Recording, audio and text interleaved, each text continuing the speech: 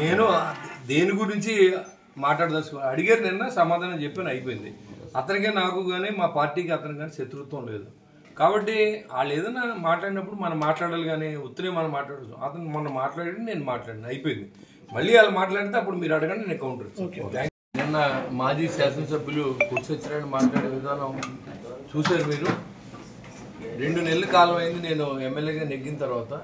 2 నెలల్లో ఏ ఒక్కరోజు కూడా డెవలప్మెంట్ గురించి ఆలోచించాను తప్ప నా కోసం, నా వ్యాపారం కోసం నేను ఆలోచించిన విషయం ప్రజలందరికీ తెలుసు. నేను మాట్లాడుతూ ఉన్నాడు, కార్యకర్తల కోసం గోతులు పుడుతున్నాడు. సన్నాసి మాటలు మాట్లాడుతూ 5 సంవత్సరాల పాటు ఇంట్లో పడుకొని కనీసం గొయ్యి కూడా పోచలేని అసమర్థుడు ఇవాళ ఎలా పుడుతున్నారో తెలియకుండా మాట్లాడుతున్నాడు. ఏ కార్యకర్త, మా కార్యకర్తలు ఎవరు ఈ రోజు వరకు మేము డబ్బు సంపాదించడానికి పార్టీకి వచ్చిన నా దగ్గర ఎవరు లేరు. అందరూ కూడా పవన్ కళ్యాణ్ గారు సీఎం అవ్వాలి, రాష్ట్రంలో జరుగుతున్న అవినీతిని అంతమొందించాలి, రాష్ట్రాన్ని బాగు చేయాలి, లూటీ నుంచి ఆపాలని చెప్పి ప్రయత్నం చేసిన జన సైనికులు ఉన్నారు మా దగ్గర. మీకులాగా అసలు మీ కార్యకర్తలకే ఓ కప్పు కాఫీ ఇవ్వకుండా మొత్తం అంతా నువ్వే లాగిన సందర్భం ఈ ఊరు అందరికీ తెలుసు.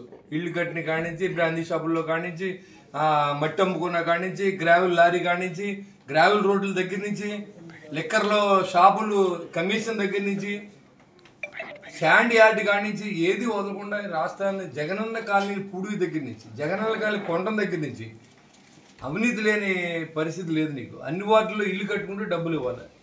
ఇంత అవినీతి మంత్రుడు పవన్ కళ్యాణ్ గురించి మాట్లాడటం, పవన్ కళ్యాణ్ నుంచి మాట్లాడుతూ ఉంటే ఆకాశం మీద ఉమ్మేసుకుంటే నీ ముఖం మీద పడుతుంది. కాబట్టి పవన్ కళ్యాణ్ ఏంటో మీ నాయకుడికి తెలుసు. నీకు ఇంకా అర్థం అవ్వలేదేమో, ఇంకా మత్తులో ఉన్నట్టున్నావు. 2 నెలలు అయింది నీ డబ్బు చేతికి వచ్చి, అప్పుడే మీ నాయకుడు గతగతలు ఆడిపోతున్నారు.